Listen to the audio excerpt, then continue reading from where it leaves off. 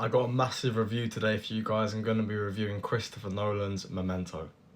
So I've heard this film be spoken about on Reddit, social media for years now, and I haven't had the chance to check it out. I just never really got around to it. I kept forgetting about it, but last night I got a chance to check out Memento. And all I can say is, the start had me confused, but goddamn, by the end of the movie and you understand everything, it's a masterpiece. It's another Christopher Nolan masterpiece. So let's just get straight into this review. So I want to start off by saying that the one negative about this movie is that you need about 30-40 minutes into the runtime to be like, okay, so this is what's happening, this is the way time's moving. And one thing this movie does very well, which is such a Nolan thing to do, is it uses time just to its advantage. So as I said in my post about my review earlier, there will be spoilers for Memento in this review, so if you haven't seen the movie or you don't want any spoilers, just click off the video now. Everyone that has seen it or wants spoilers, you can just stay watching now. So, as I was saying, the movie moves backwards. So the opening of the movie is a man shooting a man. Simple. Like, you just see it, you see it, like, the time reverse, almost. So the gun goes into someone's hand, he shoots someone, and it reverses. And from that point onwards, you're like, okay, right. And from then on, throughout the entire movie, you move backwards. There's no flashes to the future, it's always backwards. You're going past days. And the main character suffers with a condition he doesn't actually name. He doesn't physically name it. There's a reference to what it could be a few times, what people assume he's got, but he never actually specifically says what it is. So the genius of this movie, or one of the things I thought was just so clever, was you get a little subplot with a guy called Sammy, and he has the same thing, where he wakes up every day and he forgets everything, or he forgets the past 10 minutes. It's a horrible memory loss thing. I believe it was amnesia, they said it was. And his wife was struggling to deal with it. And there was rumours he might have been faking it, Sammy, the husband, he might have been faking it.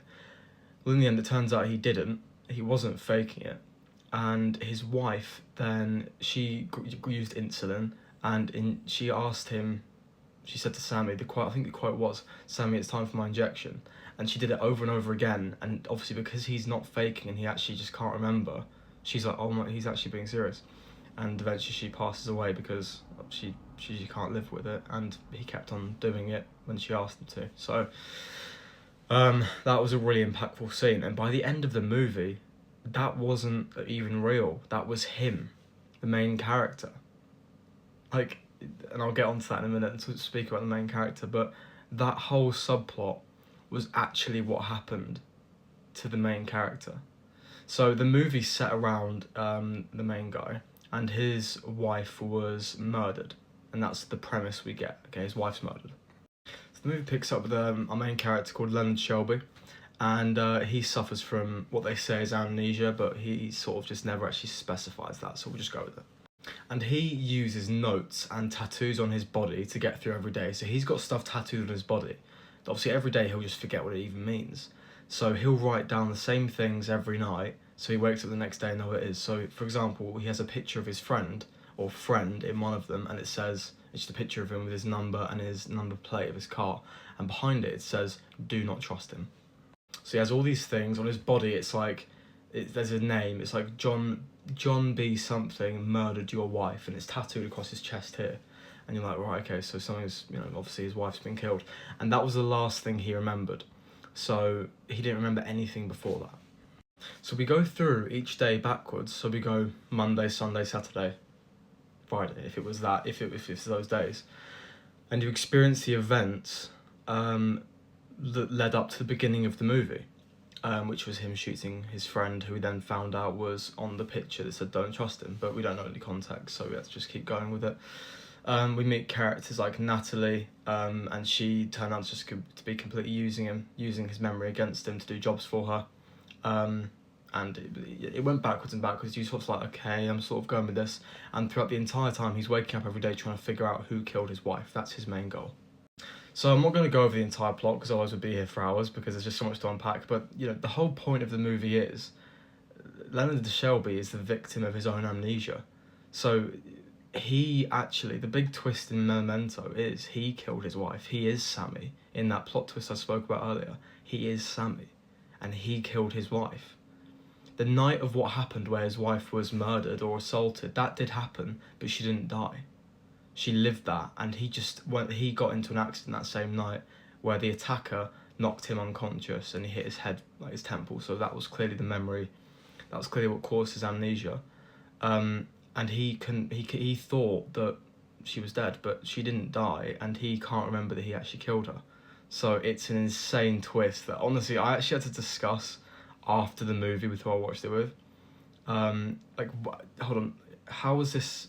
So this happened then. He did this then. You have got to. I'll watch it again. You got to watch it twice to fully grasp it. But by the end of the movie, I was like, okay, I got to grasp of this. So Leonard Shelby actively manipulates his own mind to cope with the fact his wife died. That's the big twist and meaning of this movie. So he crafts Sammy in his own memory to sort of get away from the guilt he feels. So we only find that out at the end of the movie. We genuinely think his wife's just been murdered throughout the entire movie until then. So it's a hell of a twist. One of the highlights of the movie is the way Christopher Nolan uses time. He loves using time. Whether it's Interstellar, Memento, The Dark Knight, it's time in Justice, time with Interstellar, how days would pass. Nolan loves to use time, right? And this movie used time so well. It went in reverse order of days, and it leads up to what happened, but you never actually realise what happened, and there's just so much to it. And throughout the movie, we also find out that the people around him, whether that's Teddy, his best friend who he shoots at the beginning of the movie, Teddy or Natalie, they're just both manipulating him to either get money, eliminate people for them, attack rival gangs. He's just being manipulated the entire movie, and he doesn't know it because he can't remember. So by the end of the movie, Leonard does actually find his wife's killer, this John G. he had tatted on, and he kills him. And he's a drug member, he's a drug gang, but we don't think it. I mean, he may have been the attacker, but obviously he didn't kill his wife. So he's been manipulated to kill him. He kills him, but then obviously by the end of the movie, you find out that he actually accidentally killed his wife by overdosing her with insulin. That was the whole point. The thing we saw with Sammy is him. It is Leonard. It's an insane twist.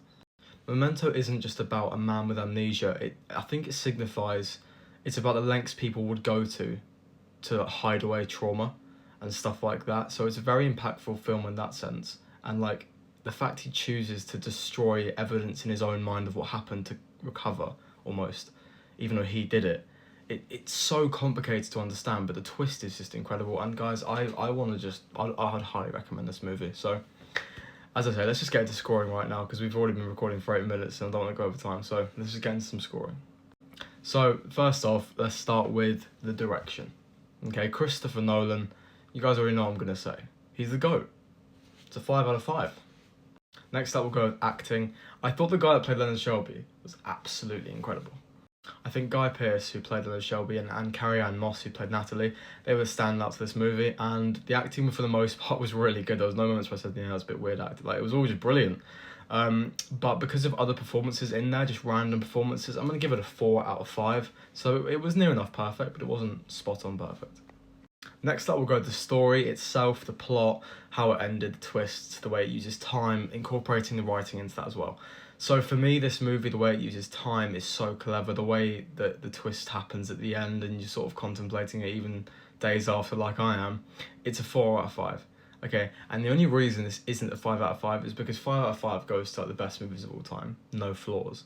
The flaw this movie had, which I mentioned at the beginning, was when the first half an hour, 40 minutes, you're still figuring out what's actually going on.